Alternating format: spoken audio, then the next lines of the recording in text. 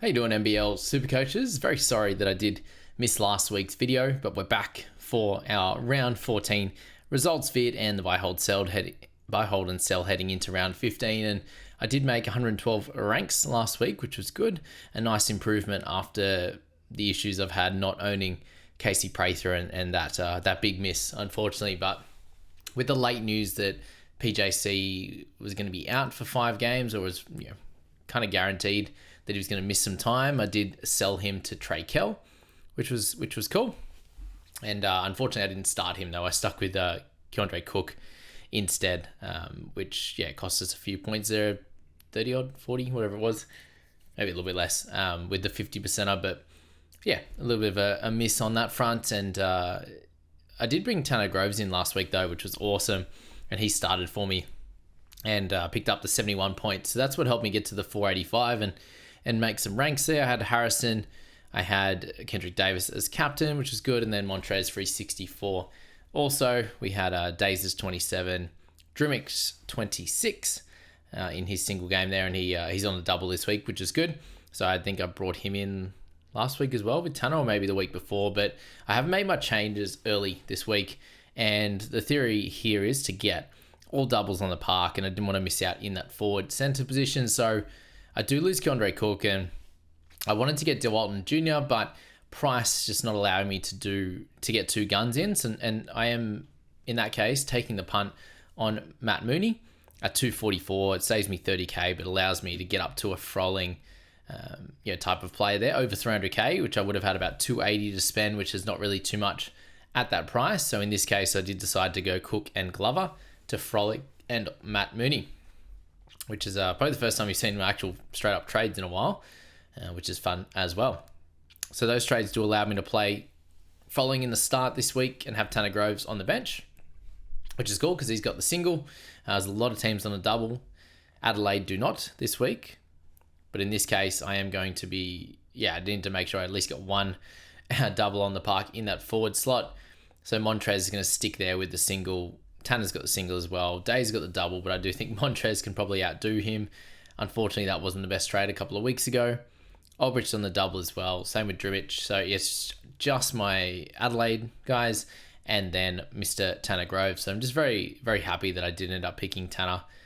He picked up almost 30k in gains, which was nice, and we're looking to improve over the next few weeks, where it's just a multitude of doubles. You've got Sydney, you've got Sam Illawarra this week, along with, not Melbourne. Melbourne will be the following week. Brisbane still have their doubles, and New Zealand move on to doubles this week as well. After the 1 week, 2 weeks off, 2 weeks off of the doubles there. And then you've got Tassie as well. They'll actually go back to back Sunday and Tuesday for their double there on that one. So plenty of different teams that are here on the doubles the next 2 rounds. So 16 and 17, every single team has a double. So be aware of that. And I'll just show you some of the options. So I did bring in Froling myself this week, but if you wanted anyone in that forward position, Xavier Cooks is clearly the play. At that one at 381, it's a pretty nice price, to be fair, considering he's been over the 400k mark this year. Matt Hurt at 352, he's the second best that you could go for at that cheaper price. Obviously, Prather's been crushing it. He's up to a 31 average this year. But he's previous 3 rounds, which obviously includes all doubles, he's averaging 76 per round, so a 38 per game there for Casey Prather. He's a really fun one, obviously, if you don't own, but I think you probably go Xavier Cooks over him at this stage, just based on on how well he's obviously been playing, and Cooks is that little bit cheaper at the moment, averaging 37 with 51 across his last 3 games. So they're the top guys on the list. You've got Will Magnay there with a 31.4 average, but he's injured. So it's Wardenberg on the single, but I think it's Sam Froling at that 306k price that you'd want to grab at this point.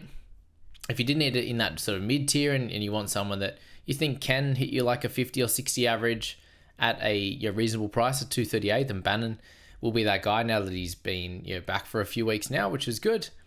There's also a couple of guys to potentially look at this week in the cheaper numbers there, and that's Joe Wieskamp there at 128k. He's had 3 pretty rough games in a row, 2-4 and 8, 2-6 and 8, one of the two, and picked up a 37 on the game just gone and looked really, really good.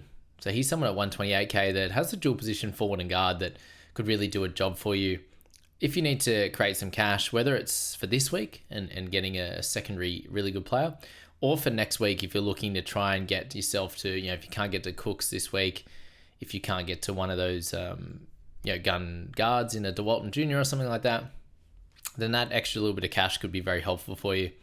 Because the other theory there is to go for a Mason Peatling. If you still don't have him, he's still down at a 10.5 average, but 157k, and has been very, very consistent over the last 3 to 4 weeks when he's been starting. So him at 157 just doesn't have the dual and is a little bit more expensive, but I do probably expect him to outscore Wieskamp just because he seems to be more of a hit and miss guy, Wieskamp, compared to what Peatling can deliver for you.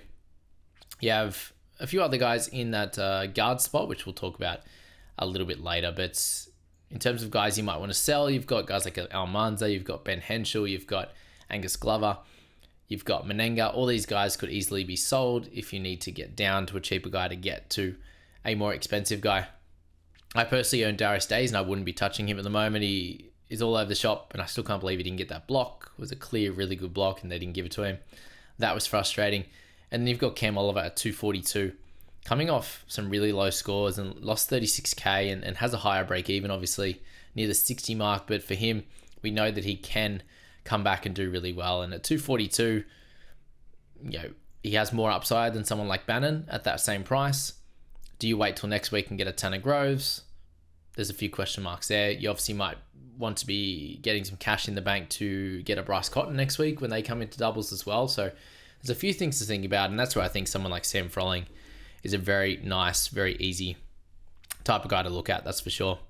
So let's look at the center position as well this week, and really it is Montrez, it's Matt Hurt, it's Sam Froling, it's Harrison. So I think it's just Froling, Harrison, stick steady with those guys. I'm annoyed that I did sell Humphreys in the end at 280k.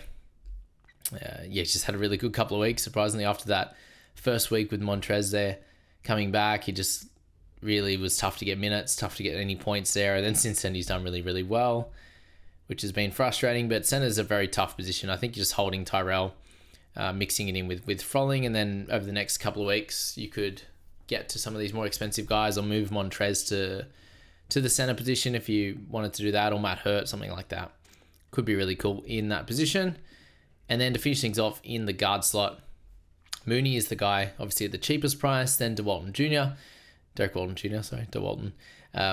who's picked up a 50 on the weekend. So he's looking awesome, 40 odd, 30 odd, and his recent couple of hits. Parker Jackson Cartwright will miss the next 4 games, so the next 2 doubles, which is where Mooney becomes important.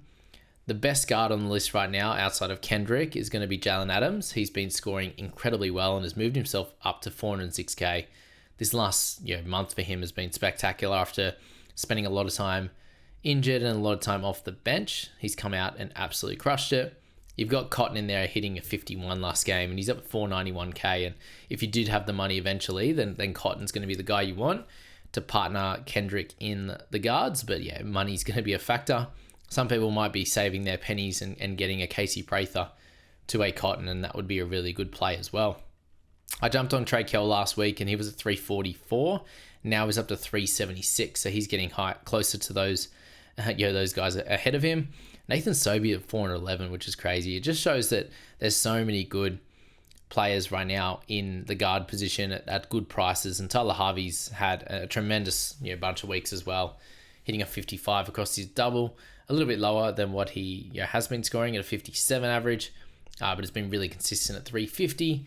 You've got Vasiljevic, who's back now and picked up a 67 across the double, so it's good to see him back in good form. But I do think that there's other guys, like I said, in Mooney and Derek Walton Jr., that are going to be better plays at the moment. You've got Jordan Crawford doing great things off the bench as well. He's getting back closer to 300k. And Shea Ely had a bit of a rough one there. And even good to see Will Hickey come back with a nice 55 as well in their double there. So they're the main guys you do want to be looking at. And I did mention Mitch McCarron would be the other guy we want to have a look at in this section. He's picked up a 26 in that game on the weekend. He's at 82k. So he's someone that will get an increase in minutes over the next 4 matches 4 games for them. So the next 2 doubles. So if you wanted to ride that cash rise with that 26 that he picked up and hopefully some other great games, and they've got a nice game, a very guard-friendly game coming up in this double this week. So he's someone at 83k that could get you to one of the top guns in a Xavier Cooks or something like that. And you could ride that for the next few weeks and then sell him from there. And it's something that I think people can look at to potentially get a Xavier Cooks up top instead of spending the money that I have personally to get to a Frolling. You could spend down a little bit further for Mitch McCarron and get up to Cooks or something like that in the forwards if you needed to, or to anyone else in that section that you may prefer.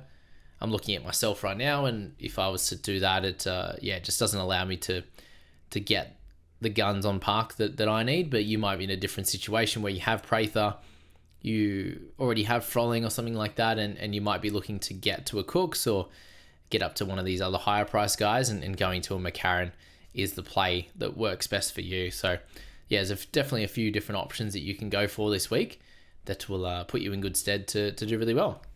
Let's have a quick look at the Podmasters, which we haven't looked at in a while. And Dr. Kando, he's crushing it in Big Bash, in NBL. So he's definitely one to follow. He's into 58th now. He's overtaken Mark, who unfortunately had a bit of a lower one at 455. But Kane had a 518.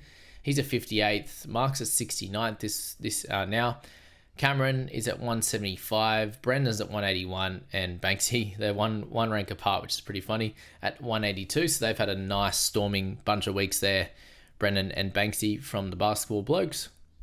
And I'm sitting in 12th personally at 824. So that hasn't been my best, as we saw, but still in the top 1,000. It's not the not the end of the world. And I'm 12th out of 29 podcasters, and it's my first year doing it properly. So it could be better, could be worse, especially after the good start. But that's just where that is all at.